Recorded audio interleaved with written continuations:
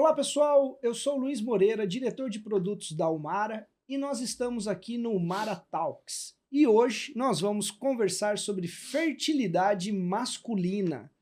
Estamos recebendo aqui o Dr. Cauí Martinez Faria, urologista, trabalha com fertilidade masculina e andrologia. Dr. Cauí, muito obrigado, seja muito bem-vindo. Eu que agradeço o convite. Muito feliz aqui poder discutir e falar de alguns tópicos muito importantes na nossa área. Acho que a gente tem bastante conteúdo hoje para conversar, né? Principalmente nesse contexto de infertilidade, como que a gente pode melhorar a fertilidade. Então, eu fico muito feliz de poder estar participando. Bom, para começar o nosso bate-papo, então, doutor, já falando de fertilidade, quais são os principais fatores que afetam a fertilidade masculina? Falando tanto do homem jovem quanto do homem mais maduro. A pergunta bem importante, né? Vamos começar já com a mais importante. Então, a fertilidade masculina, eu costumo dizer que ela é um processo multifatorial, ou seja, existem diversos fatores que podem piorar ou até melhorar a qualidade do espermatozoide do homem, né? Se a gente for pegar principalmente os homens mais novos, a gente tem algumas doenças relacionadas ao perfil hormonal desse paciente. Por exemplo, aquele paciente que fez uso de anabolizante por um tempo na vida, acaba piorando a qualidade dos espermatozoides. Tem algumas doenças que o paciente tem quando é criança que também afetam a fertilidade. Uma delas é a criptorquidia, que é o testículo ter nascido fora do lugar, e se eventualmente não foi corrigido, também tem resultados, né, importantes na fertilidade. Indo um pouquinho mais adiante, né, o homem tem a capacidade de sempre produzir espermatozoide, mas ele tem uma piora importante dessa qualidade com a idade. Então, depois dos 40, 45 anos, a gente tem não uma redução necessariamente da quantidade, mas da qualidade dos espermatozoides. E aí, todo um estilo de vida relacionado tanto do paciente novo quanto do paciente mais velho, né, relacionado ao sedentarismo, tabagismo, utilização de alguma medicação, a falta de prática desportiva, a epidemia que a gente tem no consumo de vapor. Então, a nossa função é quando o paciente vem para uma consulta, a gente entender, é identificar quais fatores podem estar interagindo aí, piorando a qualidade. Então, é uma lista muito ampla. E o mais interessante aqui é, claro, né, existem os fatores relacionados ali a questões anatômicas e tudo mais, mas a questão do estilo de vida, né, o Sim. impacto do estilo de vida desse homem, né? Não, com certeza, né, porque uma das principais agressões ao espermatozoide, pode ser, você que é professor de bioquímica até já vai saber mais do que eu, se bobear, é a questão do estresse oxidativo, que é a produção de radicais livres de oxigênio, que pegam, né, acabam produzindo um processo de oxidação ao espermatozoide e ele acaba piorando qualidade no sentido de motilidade, no sentido de concentração, no sentido de forma. Então, todo esse estresse oxidativo, ele tá, né, ele é influenciado pelo estilo de vida. Então, o paciente é sedentário, aumenta o estresse oxidativo. O paciente consome tabaco, consome bebida alcoólica. Então, tudo isso pode aumentar esse processo que já ocorre naturalmente, Sim. mas acaba pendendo para um lado da balança que causa mais agressões do que as funções fisiológicas dele. Perfeito. Doutor, o congelamento de espermatozoide não é algo... A gente não ouve tanto falar sobre isso, né? E é um grande tabu, né? Falar sobre congelamento de espermatozoides. Em que situação essa prática é recomendada? Existe uma idade a ser considerada? O que nós podemos pensar sobre congelamento de espermatozoide? É engraçado a gente pensar que é um tabu, né? Por que seria um tabu um congelamento de espermatozoides? Talvez um aspecto social, um aspecto que a gente tem a ideia que sempre o homem tem a capacidade de produzir espermatozoide, Perfeito. Então ele nunca precise ter, né, essa preocupação. Mas existem certas situações muito importantes. Uma das que a gente mais lida na prática clínica é a questão daquele paciente que teve algum tipo de câncer e acaba com a necessidade de fazer alguma neoplasia, principalmente os cânceres relacionados à idade infantil, né, os cânceres de criança. Então, linfomas, às vezes o paciente tem essa doença e vai fazer uma quimioterapia. Dependendo da idade, a gente nem tem a possibilidade de congelar, porque o paciente, por ser tão criança, acaba não produzindo ainda espermatozoide. Mas se houver a necessidade de fazer essa quimioterapia em até outro contexto, acho que é uma das principais indicações. Nos dias atuais, a gente acaba lidando com aquele paciente que faz uso de anabolizante, né? E não vai mudar de ideia de jeito nenhum, a gente sempre orienta, né? Porque tem essa capacidade de alterar. Então, se vai fazer algum tipo de terapia de reposição hormonal, se for possível, realizar também esse tipo de congelamento. Pacientes com câncer de testículo, que também pode piorar depois do tratamento. Então, a gente nunca sabe muito bem. O paciente vai fazer a vasectomia também, né? Às vezes já tá com a ideia de não ter mais filhos, mas eventualmente a vida muda. Então, talvez congelar nesse procedimento. E acho que a ideia é muito importante em relação a custos. Ele não é um custo muito elevado quando a gente compara com a parte feminina, né? Geralmente, a maioria dos laboratórios acabam cobrando o preço de um exame, que não é nada absurdo, e acaba cobrando uma anuidade também, que é bem factível. Então, acho que é importante entender e saber que essas situações que a gente comentou, talvez tenha que ter essa ideia na cabeça de congelar mesmo os espermatozoides. Eu acho que todos esses fatores, doutor, são comuns a serem discutidos quando a gente fala de fertilidade feminina, né? Sim. Na sua prática, né, no contexto do que você vive, quanto que o fator fertilidade masculina tem sido, então, negligenciado ou subestimado, né? A sensação na minha prática é uma porcentagem gigantesca, né? Mas é importante também a gente entender por que tem essa questão. Sim. Justamente, acho que tem um tabu social do peso da fertilidade, da gestação sempre acabar caindo nos costos da mulher, ela ser a responsável. Questão de tabu mesmo. E é interessante a gente entender que nos casos de infertilidade, o homem pode estar relacionado em até 50% dos casos. Seja ele um fator único, ou seja, ele o único problema dessa falta de conseguir uma gestação, cerca de 30%, ou até ele junto com um fator feminino, representando os outros 20%. Então são altas taxas de casos que o homem está envolvido e muito pouco se fala, né? Geralmente a gente acaba vendo que depois de acabar totalmente a investigação feminina, anos foram se passando, aí fala assim, nossa, será que não tem algo no meu marido também? Tendo em vista que devia ser algo, né, que precisava fazer os dois ao mesmo tempo. Então essa é a nossa batalha, né, para tentar conscientizar que nesses casos de infertilidade o homem tem um papel muito importante, né? Então, é algo que é difícil a gente entender por que o homem é deixado de lado. Assim, deixado de lado.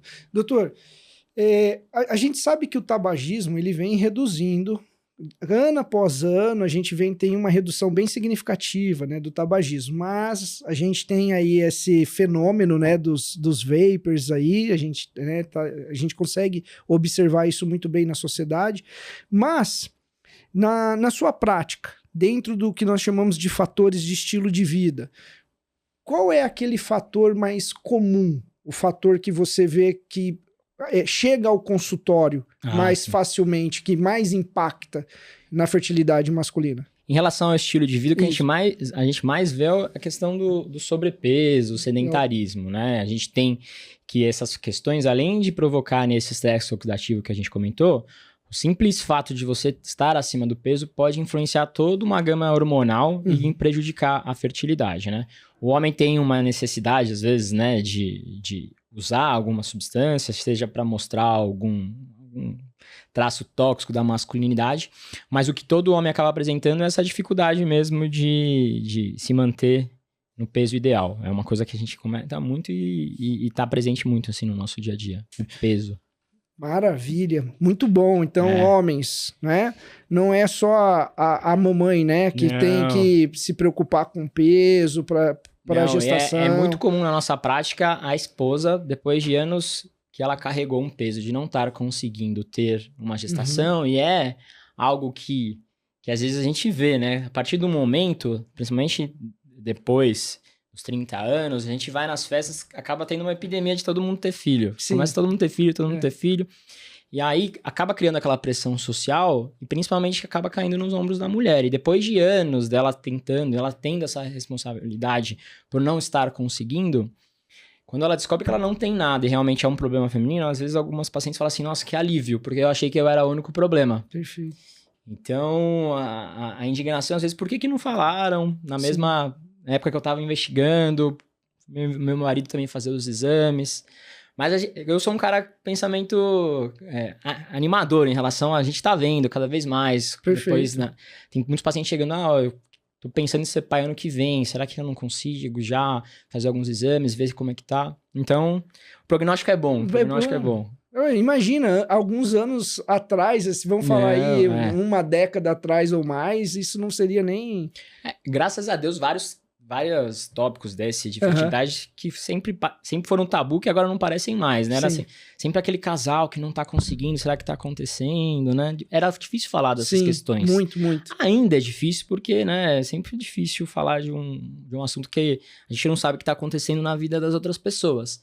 Mas é um diálogo mais aberto, a mulher tá insistindo mais no homem procurar ajuda, as técnicas de reprodução assistida, se necessárias, elas estão mais acessíveis, há um conteúdo mais disponível para entender que se tem algum problema, a gente precisa identificar e eventualmente fazer algum tratamento nos dois, né?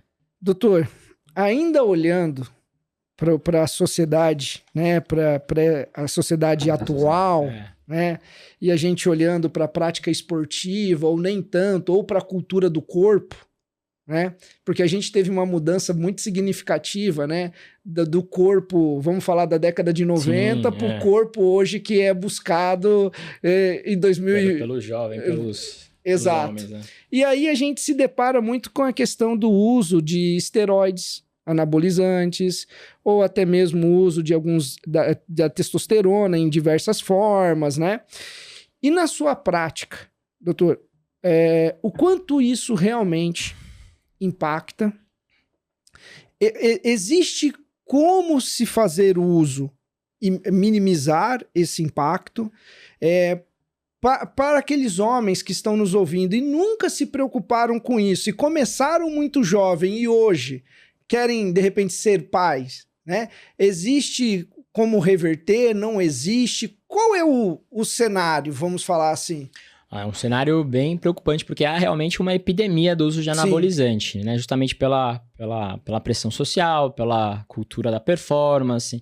Então, esses tipos de substâncias, eles acabam dando uma sensação de bem-estar e acabam trazendo, né? Depois da disseminação dessas práticas, é uma substância muito de fácil acesso.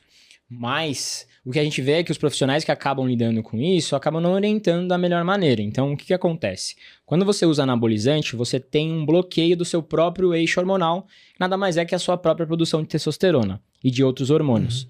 A partir do momento que você não produz esses hormônios, você deixa de estimular o testículo e o testículo começa a ter um tipo de atrofia, ele acaba tendo uma perda das células de Leydig, que são as células que produzem a testosterona, as células de Sertoli, que são as células que dão a estrutura ali do espermatozoide. Então, esse bloqueio do eixo ele é muito importante. A gente vê que realmente os pacientes acabam não sendo orientados sobre os efeitos, e o efeito depende de vários fatores. É uma certeza absoluta que não vai ter nada de espermatozoide? Depende de paciente para paciente, o tipo de substância, o quanto tempo você usou. Mas a grande maioria dos estudos, eles mostram que até testosteronas em níveis mais baixos, por exemplo, você faz uma terapia de reposição com gel de testosterona, que não dá níveis fisiológicos muito altos, dão níveis fisiológicos normais, ali, né, dentro dos limites. Acaba, depois que você acaba parando o uso dessa substância, às vezes até demora até 2 anos para retornar aos parâmetros iniciais. E quem que antes de usar essas substâncias acaba fazendo um espermograma para saber quais são os parâmetros iniciais? Então é uma questão bem difícil de lidar, muitos pacientes acabam ficando muito ansiosos porque não foram avisados dessas consequências. As consequências variam de paciente para paciente, mas existe uma possibilidade, além da suspensão do uso dessas medicações, de com um tratamento retornar à produção dos seus próprios hormônios e estimular o testículo a produzir os seus próprios espermatozoides. Então não é o fim da linha. Os efeitos eles são bem conhecidos, bem importantes, assim como em outros sistemas orgânicos, coração, fígado, todos esses anabolizantes têm efeitos importantes das outras questões. E aquele paciente que eventualmente precisa usar a testosterona, existem algo, né, como a gente tinha até falado, de fazer eventualmente, né, um congelamento antes de usar a substância, conversar mais quando que ele está querendo ser pai, mas não é algo determinante definitivo. Se você usou, é importante saber, o paciente que está aí, que está nos ouvindo, que usou testosterona, é importante entender, procurar um profissional para poder saber qual é a situação da fertilidade dele, mas sim, com certeza, todas essas substâncias acabam trazendo uma piora da qualidade do sêmen, justamente por causa desse mecanismo que a gente comentou. Doutor, a gente falou principalmente aqui da questão da busca por esse corpo ou por questões, vamos, entre aspas, praticantes de algumas modalidades. E a gente pode fazer um paralelo, assim, o uso inadequado, o uso indevido, e existem patologias, pensando na fertilidade, tá? Eu só tô pensando na fertilidade. Existem patologias que a testosterona pode ser indicada? Sim. Por uma questão de para melhorar a fertilidade? Não, dessa maneira não. Como que funciona? A testosterona ela tem uns análogos que a gente usa para fazer algum tipo de terapia de reposição hormonal. São geralmente ésteres, né? Ali no carbono 17, uma os álcalis 17 do carbono 17 alfa, que eles são derivados da testosterona, mas qualquer derivado da testosterona pode causar esse bloqueio, né? Então, para a fertilidade, a gente até explica para o paciente, mas minha testosterona está alta, por que minha fertilidade piorou? Porque a gente fala, você precisa de testosterona alta para produzir espermatozoide, mas não é uma testosterona que vê lá na caixinha, é uma testosterona que está dentro do testículo. E justamente quando você usa essa testosterona que está dentro do testículo, que tem uma concentração muito maior, que é a que está no sangue, ela para de ser produzida. Então você pode ter uma testosterona de 2.000, 3.000, que são fatores muito elevados, só que a testosterona dentro do testículo é zerada. Então é muito difícil, dificilmente uma patologia vamos melhorar a sua fertilidade, vamos usar um cipionato, um deposteron, durateston, né, algum éster, algum blend desses derivados da testosterona para melhorar. Isso é muito... proscrito, na verdade. Perfeito. Agora, existem algumas situações, né, realmente indicações que a gente precisa entender e usar essas medicações e depois da fertilidade a gente entende. Às vezes tem alguns pacientes, são os pacientes hipogonádicos, eles não produzem testosterona desde criança, por exemplo, né?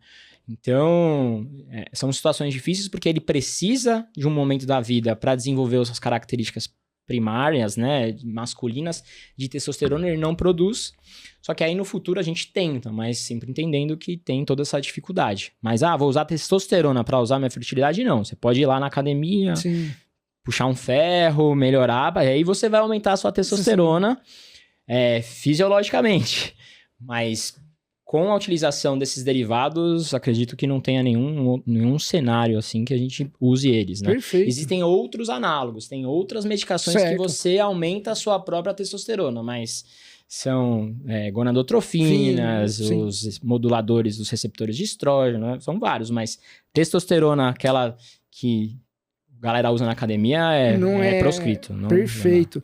Bom, doutor, o pessoal pode estar nos ouvindo aí em casa, tanto a esposa quanto o homem, né, e está preocupado com esse cenário.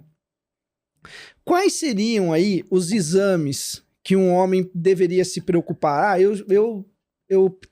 Agora ouvindo o Dr. Cauí, comecei a me preocupar aqui com a minha questão da minha fertilidade masculina. Primeiro caso, procurem o Dr. Cauí, claro, e esse é o primeiro passo.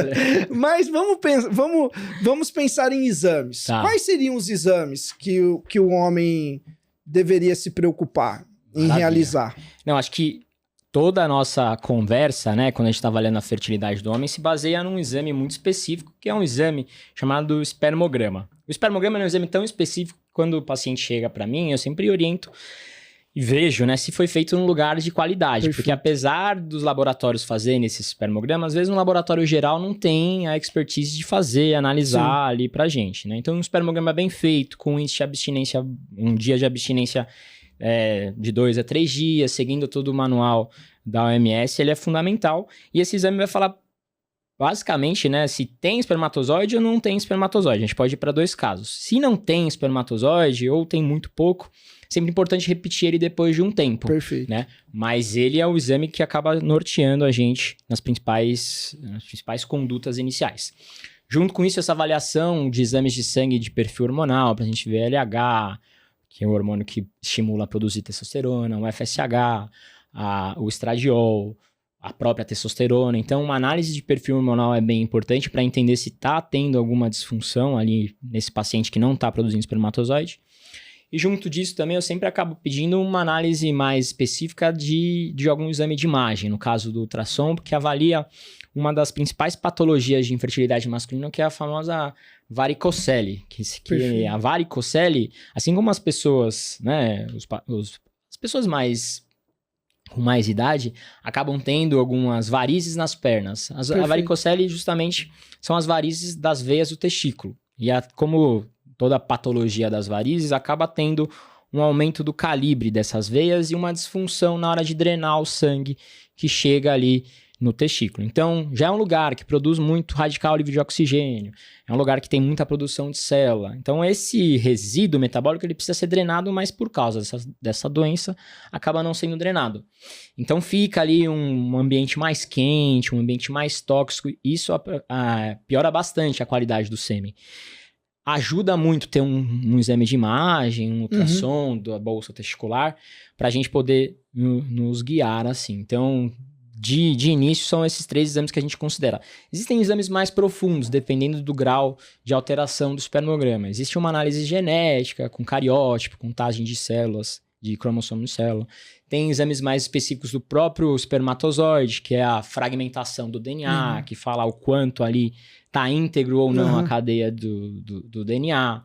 Existem análises genéticas muito importantes, mas para pacientes que geralmente têm poucos espermatozoides, do caso das microdeleções do cromossomo Y, que analisa, dependendo da alteração, se você tem chance ou não de realmente ter espermatozoides. Mas são exames bem mais específicos, são exames que requerem um investimento financeiro maior, então não é nossa primeira pedida ali, né? Mas acabam sendo de grande valia no segmento. A prova de eosina ainda é solicitada? Não? Às vezes sim, mas acaba não sendo mais como era antigamente. Tem toda essa questão. A gente vê bastante... A prova de eosina é muito utilizada para ver vitalidade do espermatozoide. Tem algumas indicações, porque o espermatozoide tem um parâmetro lá que ele tá imóvel. Se ele tá imóvel, a gente não sabe se ele é preguiçoso ou se ele tá morto. Então, a prova de eosina acaba sendo uma das vias da gente tentar tirar essa dúvida. Mas acaba sendo pedido também algumas situações específicas. Doutor, nos últimos anos, houve alguma mudança sobre varicoceles? A varicoceles, existe grau de severidade? Existe a varicoceles que o paciente pode ser diagnosticado, mas não necessariamente necessita de cirurgia, ou não? Sim. Como que nós... Então, é importante entender que dentro desse contexto, a varicocele, a maioria dos homens que têm varicocele, eles não têm problema de ter filhos. Então, você ter varicocele não necessariamente você é um paciente infértil, mas quando a gente pega aquele grupo já de pacientes inférteis que estão lá há mais de um ano tentando uma gestação, eles não estão conseguindo, nesse grupo de pacientes, a varicocele é um importante fator. Então, Perfeito. Número 1, né? Varicocele não é sinal determinante de infertilidade, piora muito a qualidade seminal, mas não necessariamente ela vai precisar de uma correção, de uma cirurgia, né? A varicocele, a gente fala que o tratamento dela é tanto melhor quanto o grau dela for pior. Então, nesses níveis que você comentou, a gente separa a varicocele em graus clínicos, ou seja, ali logo na avaliação inicial, através de um exame físico eu consigo ver, e aí a gente separa em grau 1, grau 2, grau 3, dependendo do exame físico. Grau 3, só de olhar eu já vejo. Sim. Grau 2, eu preciso fazer uma manobra. E grau 2 eu só vejo, e grau 1 eu preciso de fazer uma manobra. Então, quanto mais você precisa investir nessa investigação, mais leve, digamos assim, ela. Perfeito. Mas dentro desse grupo, todos os 3 são varicoceles clínicas e num contexto de infertilidade e alteração de espermograma, tem indicação cirúrgica, mas, né, tem que entender que esse paciente, como que ele tá nos outros fatores, se ele é sedentário, tabagista, tudo. Como eu disse, é tudo multifatorial. Perfeito. E acaba que o exame de imagem traz outras informações pra gente. A questão do se tá tendo o mesmo refluxo, se tá tendo um calibre. Então, acabam sendo informações importantes, mas logo na clínica, assim, né, na avaliação inicial, a gente consegue ter uma ideia já da varicocele.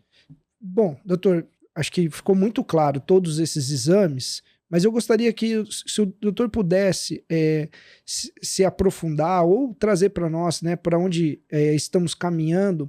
Existem exames genéticos, ou até mesmo, como o doutor já falou, avaliação de cromossomos, dentro desse contexto da fertilidade?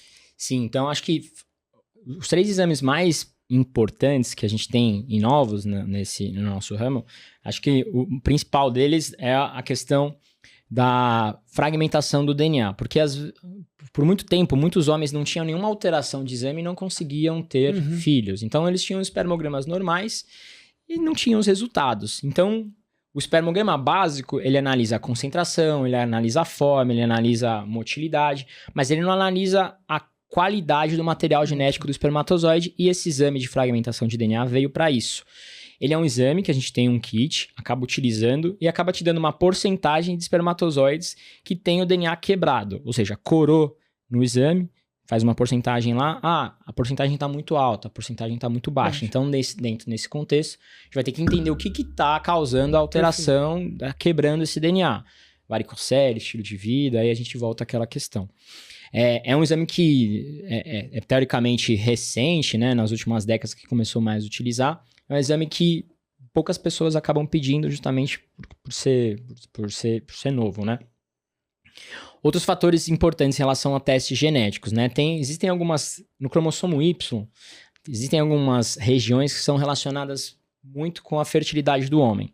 Se você tem alguma deleção, algum locus ali acabar sendo deletado, você não tem a capacidade de produzir espermatozoide até nos últimos tratamentos que a gente tem, que são procedimentos cirúrgicos para tentar achar espermatozoide no testículo. Se você tiver essas alterações, nem vale a pena, porque a chance é menor que 1%. Então, a gente fala que são as regiões AZFs, que elas podem ter a mutação A, B ou C.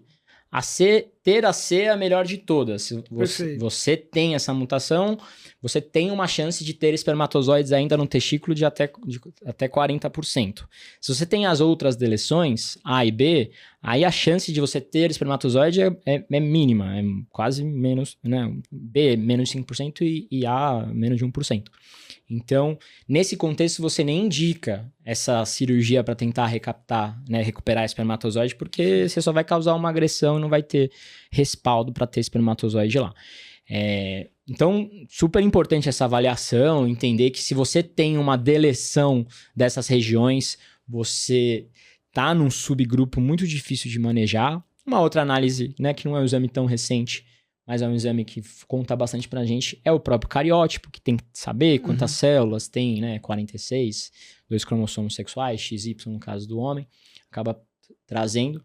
E aí chega onde a gente tá no limítrofe, né, porque toda essa conversa nossa, também até a fragmentação de DNA, é pra gente entender o quanto de agressão tem no DNA. Perfeito. Só que o índice de fragmentação de DNA, ele é um exame que analisa um tipo de agressão. Então, existem, não disponíveis no Brasil, mas testes que tentam quantificar esses radicais livres de oxigênio. Perfeito.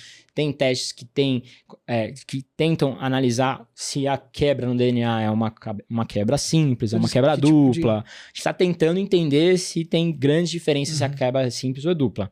Mas acaba o limite da nossa especialidade, acaba aí. Quanto a gente consegue entender que está acontecendo uma agressão ao espermatozoide. Na ciência, a gente encontra alguns marcadores, né, de peroxidação lipídica dosados no esperma, no sêmen. Mas eu vejo isso ainda muito dentro da academia, né? Sim, in vitro, né? Mas disponível algum teste prático para você usar no laboratório e entender. Ainda a gente não tem disponível. O melhor que a gente tem é o índice de fragmentação de DNA. Mas, por exemplo, paciente que tem uma varicocele, que por muitos séculos a gente vai vendo aí o grau de influência dessa doença, e tem um índice de fragmentação de DNA que pode estar alterado, mas às vezes não está alterado. Perfeito. Então eu explico para o paciente, a varicocele tem um importante fator, mas esse é um dos exames que pode estar alterado. Existem outros exames que a gente nem tem disponível. Perfeito. E antes de existir esse exame, a varicocele já era um fator agressor. Então é importante ter esse conhecimento geral do que pode estar acontecendo, né? Mas eu acho que o doutor é bem esclarecedor, porque eu acho que tem muitos homens que só de ouvir sobre a varicocele, né? Que não é um fator tão determinante, ela é importante, Sim. mas não é. Eu acho que isso já clareia muita coisa, né? Sim, né? É uma pergunta que a gente acaba lidando muito no consultório. Porque, varicocele é igual cirurgia? Depende do casal. Depende do homem, como que tá, o quanto tempo eles estão tentando. Porque, objetivamente, quando você tem, por exemplo, homens com varicocele que vão até para a técnica de reprodução assistida, aqueles que corrigem a varicocele têm resultados melhores. Então, traz um super ganho. Sim. Mas não necessariamente, se você tem a varicocele, você não consegue ter filho. Mas é importante uma avaliação para entender. Então, né, nossa geração ela é muito ansiosa. E aí, quando você pega esses diagnósticos de infertilidade, você precisa esperar 1 ano para ter um diagnóstico que você olha para trás. Tem gente que não quer esperar 1 ano, tem gente que quer fazer logo a avaliação. Antes de ter esse diagnóstico de infertilidade, ele já tem as informações necessárias. Então é importante, você tem a varicocele, fazer um exame, né? Fazer uma consulta, no caso, para entender qual é o seu contexto. Mas não necessariamente varicocele é igual a cirurgia. Uma das coisas que a gente vê bastante é que a varicocele ela é o principal fator de uma infertilidade secundária, que é a tentativa de ter um segundo filho. E por que a gente acredita muito nisso? Porque quando você vai ter o primeiro filho, você tem um primeiro filho mais novo. E o óvulo, ele, né, é uma pérola preciosa. Ele tem essa capacidade de arrumar os defeitos do espermatozoide. Mas a partir do momento que o óvulo vai ficando com mais idade, ele vai perdendo essa capacidade. Então, por muito tempo, né, varicocele era ainda o principal fator de uma infertilidade no segundo filho. Mas como a gente está deixando para ser pai e mãe mais velho, acaba sendo do primeiro também, justamente porque o óvulo acaba perdendo essa propriedade de reparar esses erros que o espermatozoide pode ter tido, né? Então, é importante a gente entender quem que é o casal. Fantástico. Doutor, quando a gente fala de estilo de vida, a gente falou da alimentação, falamos do cigarro, entra ali o consumo de álcool, o vapor. Mas e quando a gente olha, por exemplo, qualidade de sono?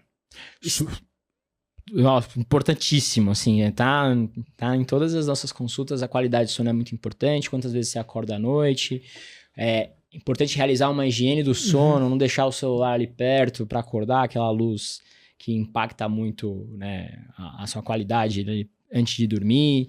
Então, qualidade do sono, sim, está relacionado com os níveis de cortisol, super importante. É importante nesse sono reparador, se o paciente fica cansado todo dia, assim, qualquer lugar que encosta acaba tirando uma soneca.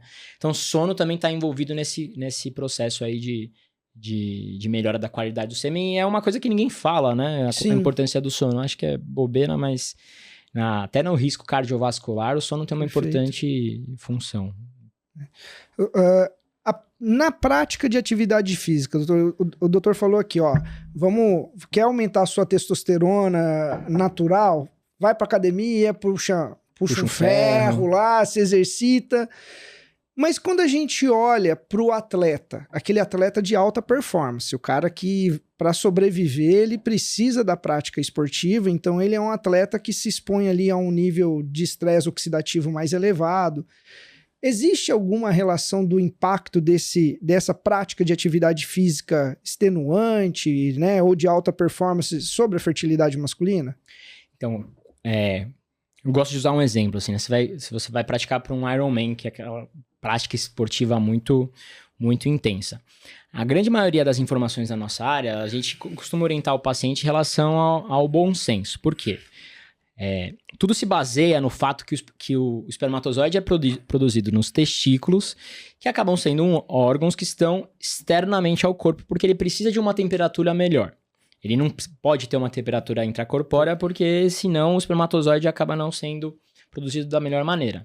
Então, tudo que você acabar trazendo uma agressão muito importante, principalmente em relação à temperatura do testículo, se você sair muito dos níveis de normalidade, a gente precisa entender se pode trazer ainda, né, algum efeito. Então, não tem um estudo que fala que os corredores de Ironman acabam tendo pior qualidade seminal, mas a gente tem que entender o paciente que, poxa, se ele pedala, se ele fica com trajes muito apertados, o quanto que aquilo pode estar trazendo de aumento de temperatura para o testículo.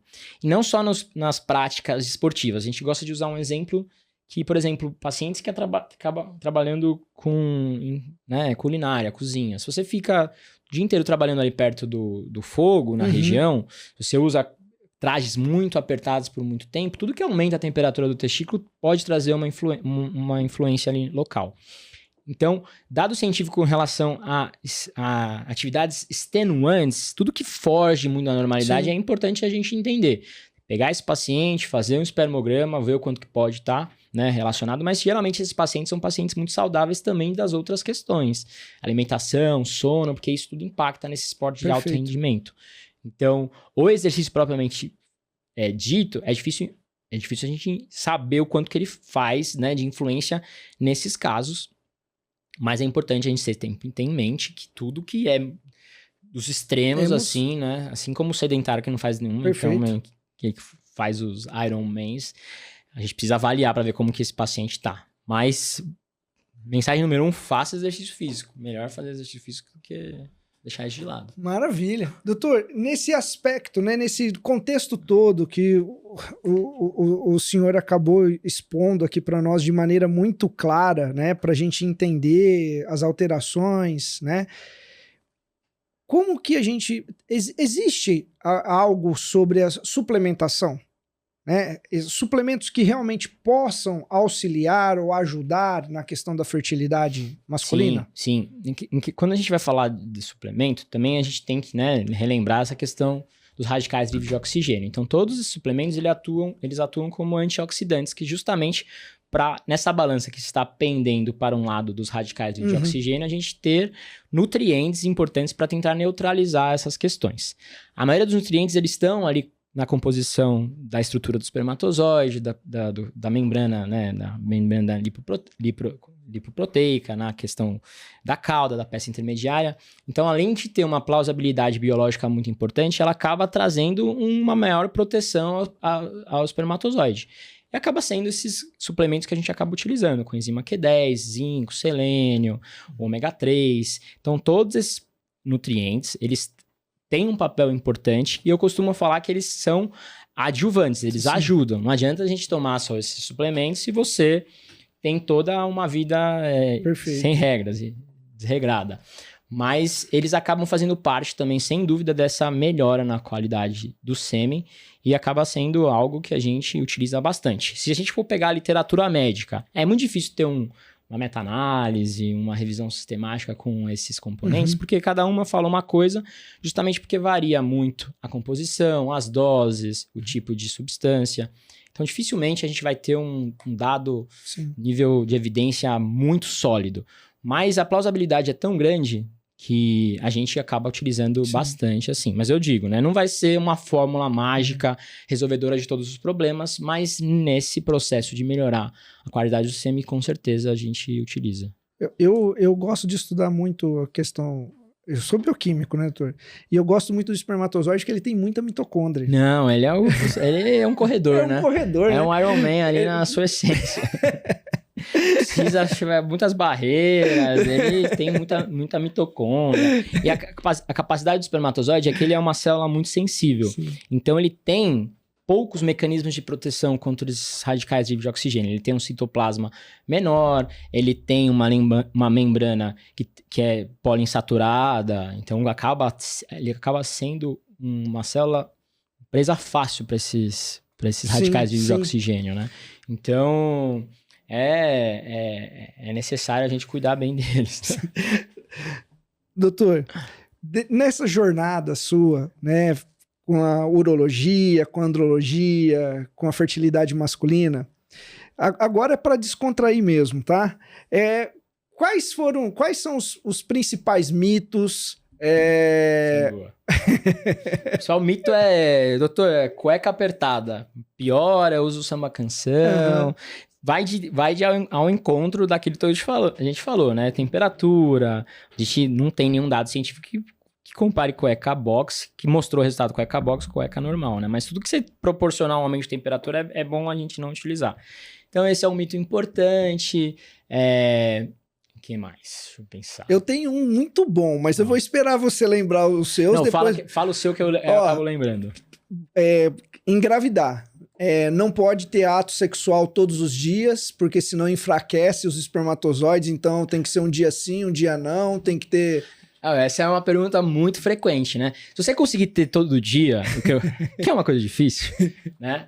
Principalmente num casal que tá tentando engravidar, que já é um casal mais ansioso, eu oriento que, dependendo de como for o espermograma desses pacientes, pode fazer todo dia.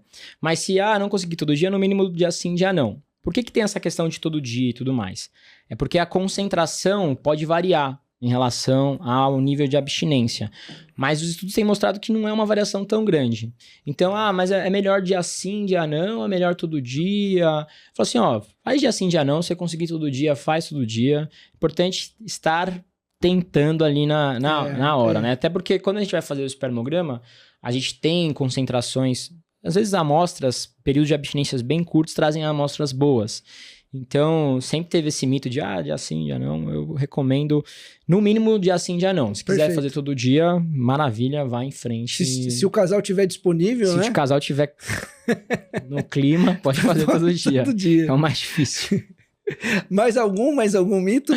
Olha, o que o pessoal muito pergunta é questão... Álcool é algo bem estabelecido, sim, né? Justamente. Cafeína, se você utilizar...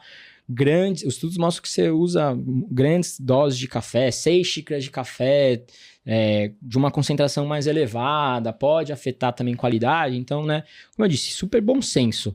Quando aquele paciente está tentando engravidar, eu digo assim, é Copa do Mundo, a gente precisa aí nesse período se dedicar. Depois que a gente conseguir o tão sonhado resultado, aí a gente relaxa um pouco mais, né? Mas a gente sabe que tem efeitos bem importantes, a questão do tabagismo, a questão do etilismo, sedentarismo. Café piora, mas, né, tomar um de manhãzinha também não vai afetar tanto, justo, né? A gente precisa entender quem é aquele paciente. Não vou falar para ele deixar de tomar café se ele não faz todas as outras atividades. Então, pontuar tudo que pode alterar. Doutor, a gente vê uma mudança na ciência. Quando a gente estava ali na década de 90, praticamente tudo que acontecia com a criança era culpa da mãe.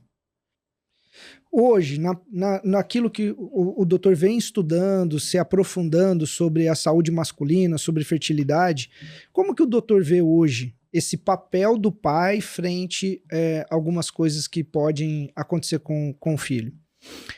Assim, né? Como a gente tem alguns dados bem estabelecidos em relação à idade paterna e algumas mutações, né? O que foram vistos, existe um indicativo que o autismo pode estar relacionado com idades acima de 45, 50 anos, assim, né? E não é incomum nos dias de hoje. Sim. Eu já tenho um número de casos, assim, paciente acima de 60 anos que deu certo, assim, né? Com técnica de reprodução assistida. E isso é muito legal, porque muito se fala da idade da mulher, né? Sim, então, exatamente. A idade da mulher influencia porque a mulher, ela nasce já com todos os óvulos. O homem, apesar de produzir, acaba piorando a qualidade seminal com a idade, principalmente ali depois dos 45, 50 anos. A gente costuma não usar um cutoff, mas ela é uma faixa etária. Então, algumas doenças relacionadas a patologias ortopédicas podem ter relacionadas com a idade paterna. Então, sim, existe, a gente está descobrindo as principais ainda. O autismo é o que deixa a gente um pouco mais preocupado, né? Mas não é algo... Uma evidência muito sólida em relação a isso. Existem estudos que têm alguns vieses que trouxeram esse dado. Isso em relação à idade paterna. Em relação à fragmentação do DNA, os pacientes perguntam muito assim, Cauê, ok, eu tenho meu DNA tem um DNA mais quebrado. Isso quer dizer que eu tenho uma maior chance de mutação? Se você for pensar, se um espermatozoide com um DNA mais fragmentado acaba fazendo a fecundação, e ele acaba conseguindo passar por todos os processos que o próprio corpo tem para tentar não desenvolver essa gestação, a gente acredita que possa ter um maior número de mutações. Mas um dado sólido na literatura médica correlacionando fragmentação com aumento de algum tipo de mutação ainda não tenho. Mas a plausibilidade biológica faz a gente, né, tomar cuidado com isso. Talvez surjam melhores resultados. Então, a idade paterna e a fragmentação de DNA são algo que a gente precisa ficar de olho, sim. Doutor, para os homens que estão nos assistindo, e eu acho que foi muito esclarecedor, e ele fala assim, eu quero ser pai nos próximos anos. Esse homem, qual seria o principal conselho? Existe pré-natal para a mulher. Existe um pré-natal para o homem? O que esse homem deveria fazer? Qual que seria o conselho? Olha, eu quero ser pai daqui a Isso. ano que vem, quero planejar, acabei de casar, Então eu acho que vale super a pena procurar um urologista, porque o cuidado com a saúde reprodutiva do homem, ele tá muito correlacionado com a saúde geral do homem. Então, óbvio que a gente sempre fala de uma idade de 30, 40 anos, que é uma idade que geralmente não costuma ter grandes problemas de saúde, mas se você apresentar algum tipo de infertilidade, já inicialmente diagnosticada com o urologista, talvez seja a ponta do iceberg de alguns outros problemas relacionados à doença cardiovascular, doença prostática. Então, ir atrás da sua saúde reprodutiva é um jeito de você cuidar da sua saúde global. Então, existe como um pré-natal, uma conversa, uma identificação de riscos para a gente tentar mudar. Se o homem quiser já começar, antes de passar no urologista, cuidar dos hábitos de vida, todos relacionados com o sedentarismo, tabagismo, que a gente comentou super aqui. Mas o pré-natal do homem acaba sendo nessa avaliação inicial da fertilidade. É super importante, se a gente tem, como eu disse, né, um problema já diagnosticado no início, talvez tenha um tempo para melhorar, e aí quando for a idade certa que o homem acabar decidindo, né, dar seguimento ao projeto, aí a gente não tem a perda de tempo, né, consegue programar, a nossa geração adora programar as coisas, né, então acho que super importante. Existe um pré-natal e essa avaliação mesmo com o urologista. Dr. Cauí, muito obrigado por estar aqui, mas antes eu gostaria que o doutor falasse como que esse pessoal encontra, onde que eles te encontram? É muito fácil, né? Porque meu nome é muito tranquilo de achar.